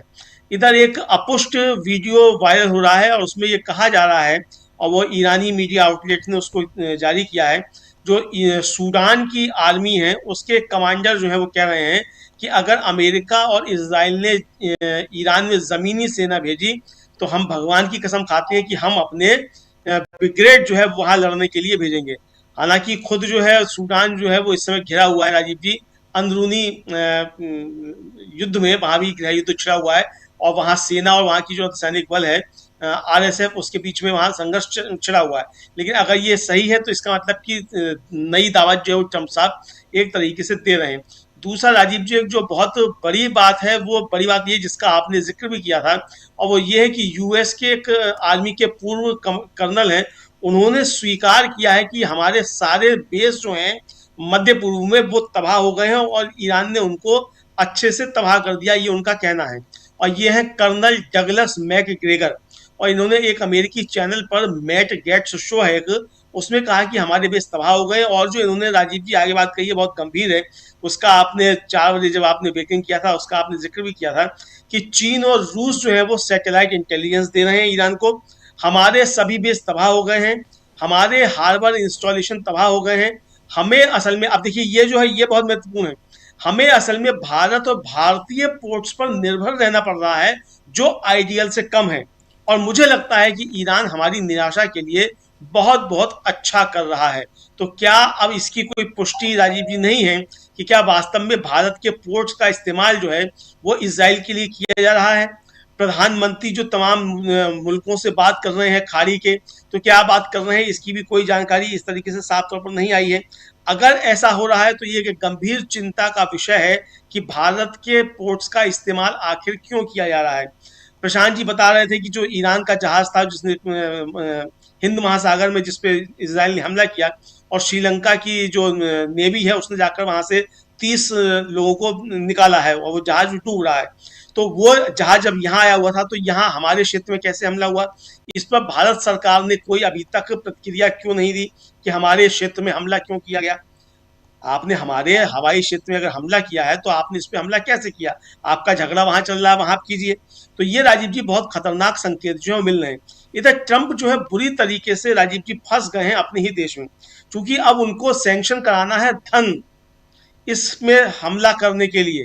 और जिस तरीके से तबाही हुई है, और जो एक वहां का जो सबसे बड़ा राडार था, और बताया जाता है कि वो $9 बिलियन का उस पर खर्च था, और वो रडार जो है वो एक छोटे से ईरान के ड्रोन ने पूरे तरीके से तबाह कर दिया है। और उसके बाद एकदम इनका पूरा सिस्टम जो है वो खत्म हो गया है। उसकी जो एयर डिफेंस सिस्टम है वो पूरी तरीके से खत्म हो गया है। और इसीलिए कल जब हम लोग राजीव जी ब्रेकिंग कर रहे थे हमने चर्चा की थी, और इसमें न्यूज पॉइंट में भी हमने चर्चा की थी कि अब वहाँ जो साउथ कोरिया में लगे हुए हैं एयर डिफेंस सिस्टम, उनको वहां से उखाड़ कर ले जाया जा रहा है साउथ ईस्ट में। अब समझ में आया कि वो वहां से क्यों हटाए जा रहे हैं साउथ कोरिया से, और वहां क्यों ले जाए जा रहे हैं, क्योंकि मिडिल ईस्ट में एकदम तबाह हो चुका है अमेरिका का एयर डिफेंस सिस्टम।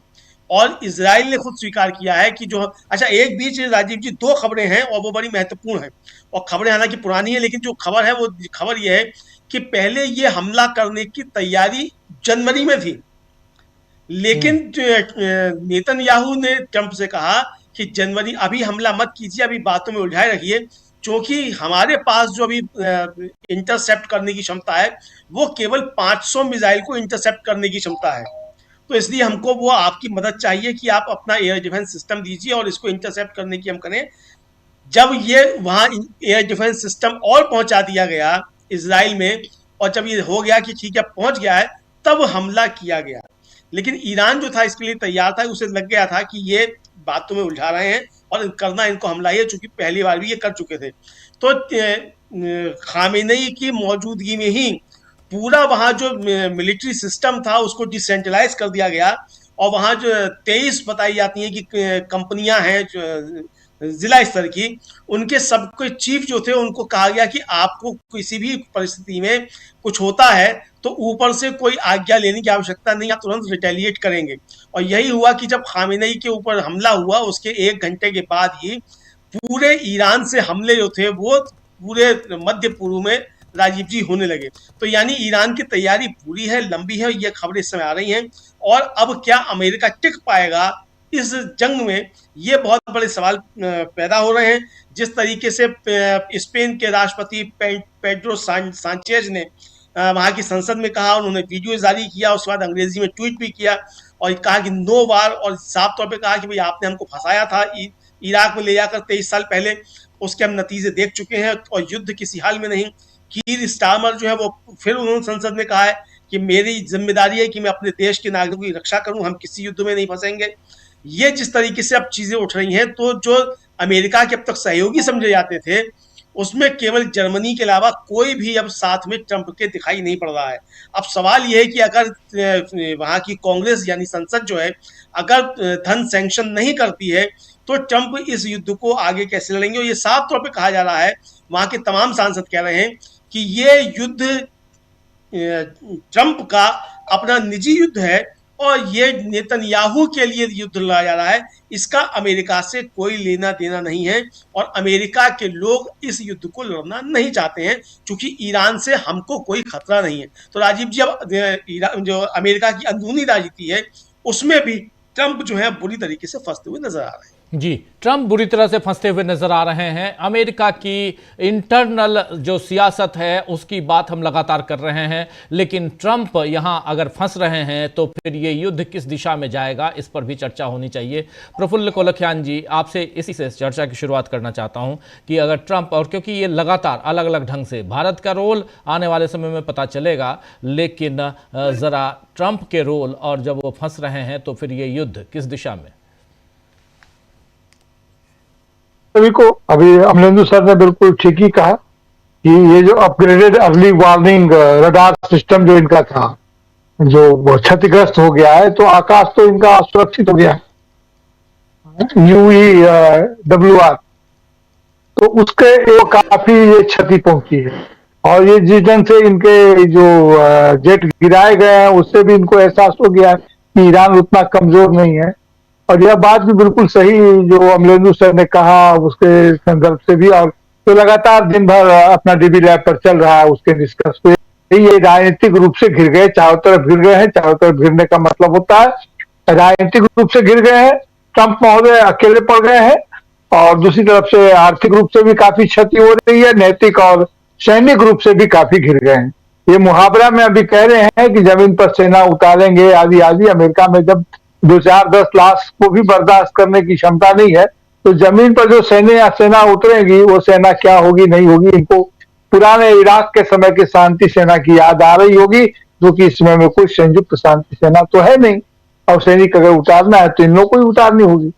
लेकिन एक दूसरे खतरे भी यहाँ पर काफी है जो ईरान को सही का समझने कि ईरान को जितना कमजोर समझा गया था उतना कमजोर ईरान निकला नहीं। ईरान के लोग, ईरानियंस एक बहादुर कौम के रूप में सामने उभर करके आए हैं जो अपनी शहादत का बदला लेना जानते हैं। वो इंतकाम भी है, लेकिन इसको सीधे इंतकाम से न कहकर मैं इसे उनके अपने अस्तित्व के लिए संघर्ष भी कहना चाहूंगा, क्योंकि वहां जो रेजिस्टेंस का जो मामला था वे निश्चित रूप से चाह रहे थे कि ईरानियन को उसी तरह से कठपुतली अपना बना लिया जाए, अपना पोसुआ बना लिया जाए, जिस तरह का पोसुआ उन्होंने वहां के तमाम छोटे छोटे देशों को बना करके रखा है। इनका मकसद सिर्फ ये है कि तेल पर पूरा का पूरा कब्जा करना और मिडिल ईस्ट में एक ऐसे गुंडे को खड़ा करना, एक क्षमा कीजिएगा इस शब्द के लिए, लेकिन ऐसे गुंडे को इजराइल के रूप में खड़ा करना जो पूरे एशिया को अमेरिका के हिसाब से नियंत्रित करे। और भारत सरकार उसमें, भारत ने अपने पूरे के पूरे विदेश नीति को बदलते हुए जिस प्रकार अमेरिका और इजराइल के साथ खड़ा हो गया, इसका बेहद दुखद परिणाम भारत के लोगों को भोगना पड़ेगा। तो हमारे हजारों साल के जो हमारे संबंध थे वे खतरे में पड़े हैं। अभी उनकी टिप्पणी में सुन रहा था, बहुत सजी हुई टिप्पणी थी जो हमारे चैनल पर आए थे ईरान से। उन्होंने भारत से होने वाली प्रतिक्रियाओं के बारे में जो बात कही वह बात काफी महत्वपूर्ण थी, बहुत सजी हुई बात उन्होंने कही। अब देखिए कि मामला क्या है कि ये फेल कहाँ कर रहे हैं। ये रिजिम चेंज एक कीवर्ड लेकर के ये चला था। अभी ये जो काम कर रहे हैं स्ट्रेटेजिक एम्बिग्यूटी पर काम कर रहे हैं। स्ट्रेटेजिक एम्बिग्यूटी क्योंकि कहते कुछ है, करते कुछ है, दिखाते कुछ है, अब उसकी पोल खुल चुकी है। स्ट्रेटेजिक एम्बिग्यूटी इनकी कमजोरी साबित हुई, इनकी ताकत साबित नहीं हुई। तो ये रिजिम चेंज से शुरू होकर के मिसकैलकुलेशन पर आया कि मिसकैलकुलेशन हो रहा है, और अब ये मिसकैलकुलेशन से भी आगे बढ़ रहे हैं, क्योंकि लेखा जोखा था है, अल्ले का बुलका है, इनको पता चल रहा है, हिसाब किताब तो सब ठीक था, लेकिन कैसे ये डूब रहे हैं। तो ये चारों तरफ से घिर गए हैं।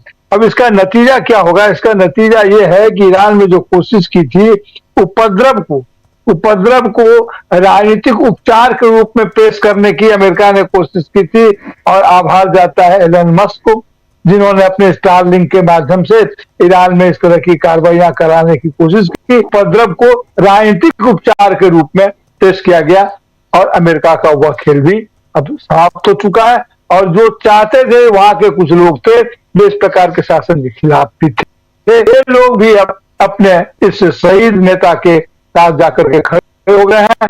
तो अमेरिका की वह स्थिति तो है नहीं। भारत के अगर पोर्ट का इस्तेमाल हो रहा है, जैसा कि अमलेंदु सर ने इशारा कहा, और सही कहा होगा, उनके सूत्र बड़े पक्के होते हैं, तो यह बहुत बेहद चिंताजनक बात है। क्योंकि मुझे तो लगता है कि भारत के साथ जो उनका सैन्य अभ्यास का एग्रीमेंट है, उसका इस्तेमाल किसी भी एक्सटेंशन तक जाकर हो सकता है। भारत की जमीन का भी इस्तेमाल हो सकता है। लेकिन जिस दिन से ये बात सामने आई है कि अपने जमीन पर सेना को उतारेंगे, उस दिन से मुझे यह भी लग रहा है कि ऐसे लोगों की, चाहे जिस रूप में वो लेबर फोर्स के रूप में जाए या जैसे भी जाए, हमारे यहाँ जो ट्रेंड मिलिट्री नौजवान हैं, इनकी बड़ी संख्या है, कहीं उनको न रवाना कर दिया जाए किसी और तरह की धारणा को लेकर के। तो एक तो ये कि भारत जन, धन और जमीन तीनों भारत के इस दांव पर लगा हुआ है, और भारत अब इस युद्ध में नेटो के कंट्री की तरह व्यवहार कर रहा है। हालांकि नेटो कंट्री अपनी स्वतंत्रता के लिए छटपटा रहे हैं, अपनी स्वतंत्र नीति के लिए छटपटा रहे हैं। अब इसके पीछे का जो भी रहस्य होगा वो सामने आएगा। जी सर।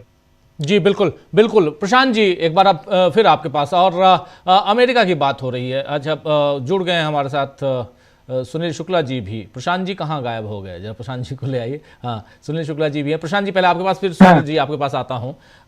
सुनील जी, आपका स्वागत कर रहा हूँ एक बार फिर। और प्रशांत जी ज़रा ये बताइए कि अमेरिका और ये भारत के बारे में जो ये अभी जो अमलेंदु जी बता रहे थे, वो बड़ा इम्पॉर्टेंट है। ये क्या सचमुच भारत अपनी टेरिटरी, चाहे वो समुद्री टेरिटरी क्यों ना हो, क्या आपको लगता है कि वो इस्तेमाल करने दे रहा है, और इसकी जानकारी हमारे आपके जैसे लोगों को नहीं है, अमेरिका से पता चल रहा है?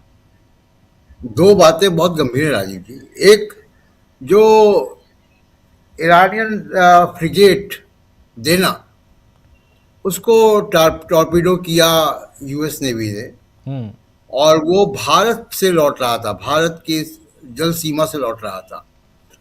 तो ये हिंद महासागर में भारत की क्रेडिबिलिटी के ऊपर बड़ा धक्का है, और वो सिंक हो रहा है, वो डूब रहा है। दूसरा कि जो आपने दिन में भी बताया था कि जो पेंटागन के फॉर्मर एडवाइज़र हैं मैकग्रेगर, उन्होंने कहा कि वो भारतीय पोर्ट को इस्तेमाल कर रहा है अमेरिका। ये एक बड़ा गंभीर आरोप है या खुलासा है कि भारत ऐसा कैसे होने दे रहा है। मुझको याद है कि वाजपेयी जी ने मना कर दिया था बहुत साफ कि हमारी पार्लियामेंट तैयार नहीं होगी। तो इस पूरे मसले पे भारत की स्थिति डिप्लोमेटिकली वर्ल्ड में, जो देश आपके साथ ऑपरेशन सिंदूर में नहीं खड़े हुए, जो आपके साथ गैलवन में नहीं खड़े हुए, वो उनको आप फ़ोन कर रहे हैं, वो बता रहे हैं माई ब्रदर। तो वो माई ब्रदर तब कहाँ थे? उसके बाद आप देखिए कि भारत की समुद्री सीमा के पास अमेरिका जो है वो जहाज़ गिराता है ईरान का। अब अमेरिका पेंटागन के जो एडवाइज़र रहे हैं वो दावा कर रहे हैं कि इंडियन पोर्ट इस्तेमाल हो रहे हैं। भारत का रुपया जो है वो 92 रुपये हो गया। भारत का स्टॉक मार्केट डूब रहा है।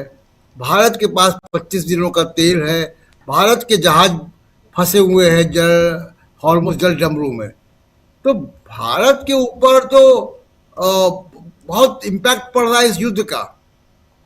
और भारत सरकार अपने नए मित्रों को, नए एलाइज, इजराइल के एलाइज के साथ रोज मोदी जी फोन पे बात कर रहे हैं। जयशंकर जी खामोश हैं, पर्दे के पीछे हैं।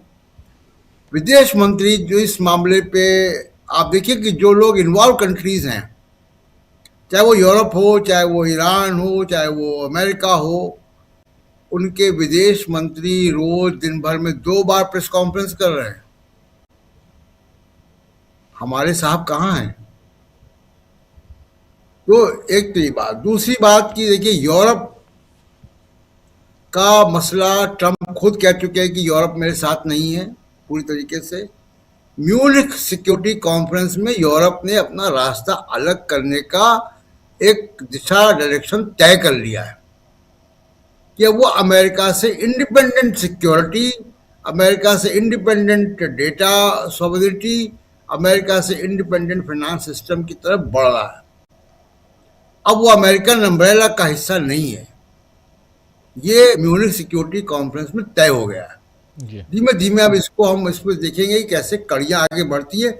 उसकी पहली बानगी हमको इस युद्ध में दिखाई दे रही है कि नेटो साथ में नहीं है, यूरोप साथ में नहीं है। और एक आखिरी बात कि जो ट्रम्प साहब, जो आपका सवाल था, देखिए ट्रम्प अभी प्रफुल्ल जी कह रहे थे, मैं भी कह रहा हूं दोबारा इस बात को कि ट्रम्प अब रिजीम चेंज की बात करना बंद कर देंगे। अभी उन्होंने रजा पहलवी से अपने हाथ खींचे, वो रिजीम चेंज की बात करना बंद कर देंगे। ट्रम्प अगर इतना ही रिसोर्सेस और इतनी ताकत अगर वो ग्रीनलैंड में लगाते तो शायद उनकी मेगा कंस्टिट्यूंसी को पे असर नहीं पड़ता।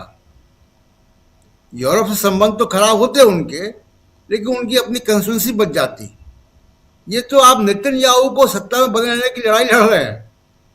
अमेरिकी कॉफिन्स के कीमत पे, अमेरिकी सोल्जर्स की जान की कीमत पे छह कॉफिन्स जा चुके हैं जी। तो ट्रम्प साहब वहां पे जो है इसलिए फंसे हुए हैं। और जैसे जैसे ये लंबा वॉर खिंचेगा, जिसकी कि पूरा आज 5वें दिन मैं ये कह सकता हूं कि 2 चीजें बहुत स्पष्ट तौर पे, एक सत्ता परिवर्तन जो जैसा अमेरिका चाहता है वैसा ईरान में नहीं होने जा रहा है, पहली बात। दूसरी बात, ये लड़ाई लंबी खिंचेगी, और लंबी खिंचेगी तो लड़ाई के तमाम सारे आर्थिक और दूसरे पहलू जो है आएंगे, जिसमें भारत में भी इम्पैक्ट होगा।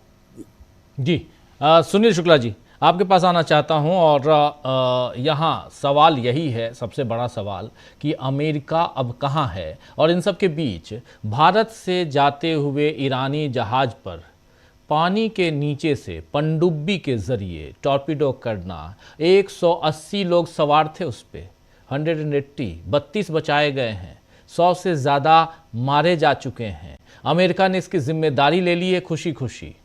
वार डिपार्टमेंट ऑफ अमेरिका ने प्रेस कॉन्फ्रेंस कर ली उन लोगों ने, और विजुअल भी जारी कर दिया है।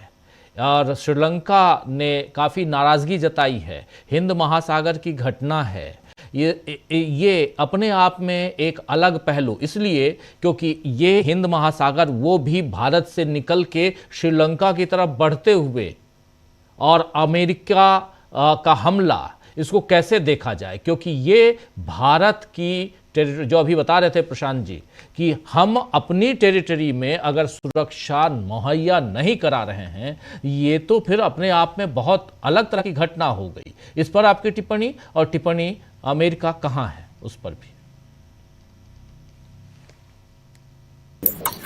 धन्यवाद राजीव जी।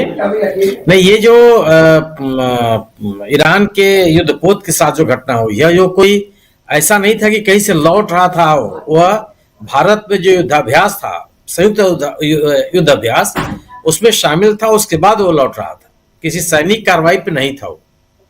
और उस नौसैनिक युद्धाभ्यास में कई देश शामिल थे। और जिस 25 फरवरी को या 23 फरवरी को यह युद्धाभ्यास नौसेना का खत्म हुआ है, उसके दूसरे ही दिन संभवतः प्रधानमंत्री जी इजराइल गए। और इसमें जो कई देश शामिल थे इस अभ्यास में, तो निश्चित रूप से ये बिना किसी सैनिक कार्रवाई में शामिल युद्धपोत को हिंद महासागर में टारगेट करना, यह डिप्लोमेटिकली बहुत नुकसानदायक है, आपकी छवि को बहुत खराब करता है और आपकी विश्वसनीयता कम होती है।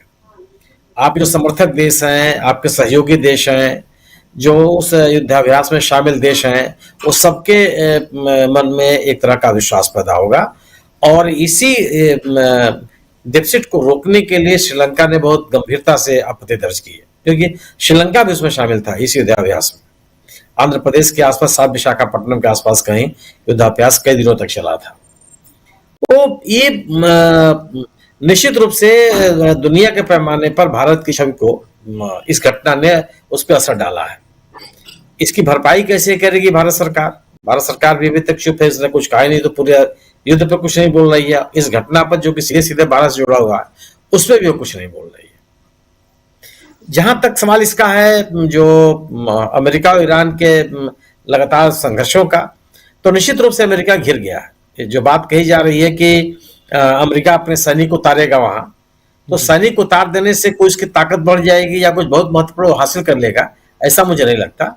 बल्कि सैनिक उतार देने पर वह और बुरी तरह से गिरेगा, क्योंकि जमीन पर लड़ाई करने की स्थिति ईरान में रह नहीं जाएगी अमेरिका की।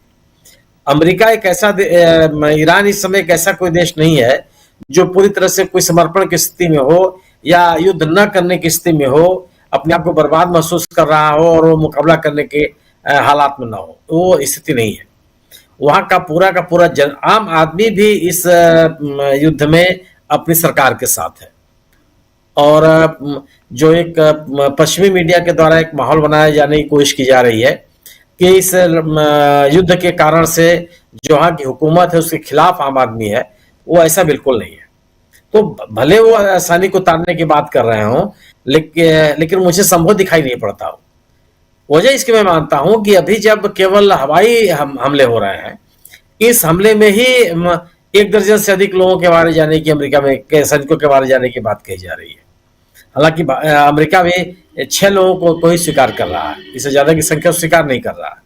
लेकिन अमेरिका एक ऐसा देश है जहां एक आदमी की भी जान चली जाती है तो वहां प्रतिक्रिया होने लगती है।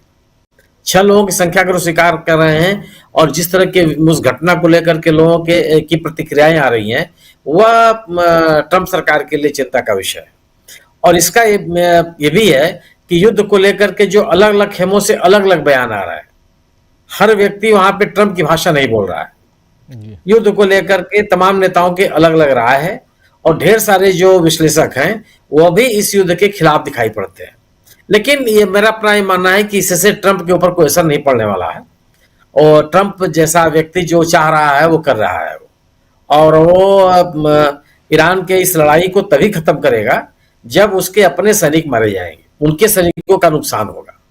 बाकी जो एक नैरेटिव बनाने की कोशिश की जा रही है कि ईरान जो अन्य देश हैं खाड़ी की उन पे हमला कर रहा है, तो वो कोई बहुत जायज आपत्ति नहीं है। सवाल है कि अगर आप अपनी जमीन अमेरिका को सैनिक कार्रवाई के लिए उपलब्ध कराएंगे तो आपके खिलाफ ये कार्रवाई होगी, इससे आप बच नहीं सकते और ईरान को इसके लिए रोका नहीं जा सकता। अगर कतर से अमेरिका के जहाज उड़ रहे हैं, बहरीन से अमेरिका के मिसाइल छोड़े जा रहे हैं, यूएई अपनी जमीन दिए हुए है अमेरिका को अपने सैनिक कार्रवाई के लिए, तो क्यों नहीं ईरान हमला करेगा?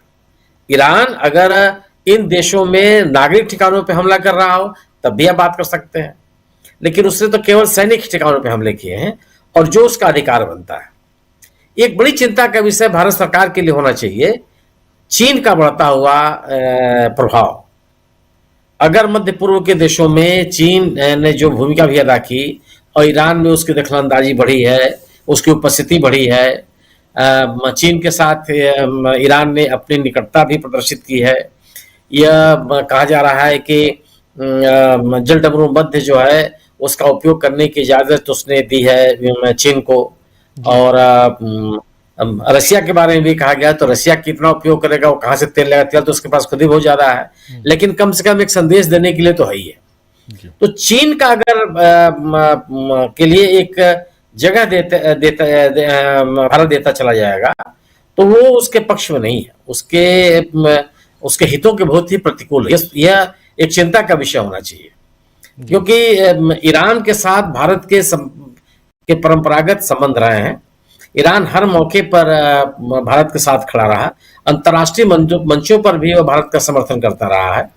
ऐसे ईरान के साथ भारत की इस तरह की चुप्पी, उनके सर्वोच्च धार्मिक नेता भी आप कह लीजिए, सर्वोच्च नेता भी कह लीजिए, उनकी हत्या के बाद कोई प्रतिक्रिया न देना, युद्ध को लेकर के पूरी तरह से मौन रहना, ये बात जो बयान जारी किया गया ये कि हम हर समस्या का समाधान डायलॉग से और डिप्लोमेसी से चाहते हैं, लेकिन अगर डायलॉग और डिप्लोमेसी नहीं हो रही है तब आप क्या चाहते हैं? तब आपकी भूमिका क्या होती है? आप जो चाह रहे हैं वो नहीं हो रहा है, तो क्या उसके बाद आपकी भूमिका समाप्त हो जाएगी? ऐसा तो नहीं होता। तो ये जो एक अंतर्राष्ट्रीय राजनीति में भारत के अपने कदमों से एक तरह का वैक्यूम क्रिएट हुआ और उसमें चीन की मजबूत दखलंदाजी हुई, यह एक और चिंता का विषय होना चाहिए, क्योंकि पश्चिम एशिया में चीन की उपस्थिति भारत के लिए चुनौती होगा कि आखिर फिर भारत किधर जाएगा। अगर चीन की उपस्थिति नहीं होती है और पूरा का पूरा अमेरिका का कब्जा हो जाता है, जो जिसका लक्ष्य रखे हुए है ट्रंप, तब आपकी स्थिति क्या होगी? आप अपने ऊर्जा संबंधी जरूरतों के लिए आप कहाँ जाएंगे? जी, या तो आप डिक्टेट होंगे अमेरिका के शर्तों के साथ, क्योंकि पूरा का पूरा पश्चिम एशिया या खाड़ी के देश पिछलग्गू हैं अमेरिका के, किसी की ताकत नहीं है जो वहां अमेरिका के खिलाफ या इजराइल के खिलाफ कोई बात कर ले। अमेरिका एक ऐसा देश है जो अपने स्वर में अपनी सोच के अनुसार बोलता रहा है, लेकिन और यही एक कारण है जिसको इजराइल और अमेरिका स्वीकार नहीं कर पा रहा है। तो मेरा अपना मानना है कि युद्ध जिस दौर में पहुंच गया है, इसमें ट्रंप के लिए कोई स्थिति नहीं है कि वो जो चाहे वो कर ले, जैसे चाहे वो कर ले, या जो चाह रहे हैं वो उसको हासिल होता चला जा रहा है। अमेरिका को भी नुकसान उठाना पड़ रहा है, अब तेल अवीव में भी लोग दहशत में जी रहे हैं, नुकसान भी उनका हुआ है। ठीक है, जितना ईरान का नुकसान हुआ है उतना नुकसान उनका नहीं हुआ है, लेकिन वो पूरी तरह से सुरक्षित है या काफी हद तक सुरक्षित है ऐसा भी नहीं है। उनके सैन्य अड्डे, उनके नागरिक ठिकाने ईरान के निशाने पर, और ईरान ने बाकायदे उस पर सफलतापूर्वक निशाने साधे भी हैं। और यह कि लंबा चल जाएगा तो ईरान सरेंडर कर देगा या वापस चला जाएगा, ये संभव दिखता नहीं।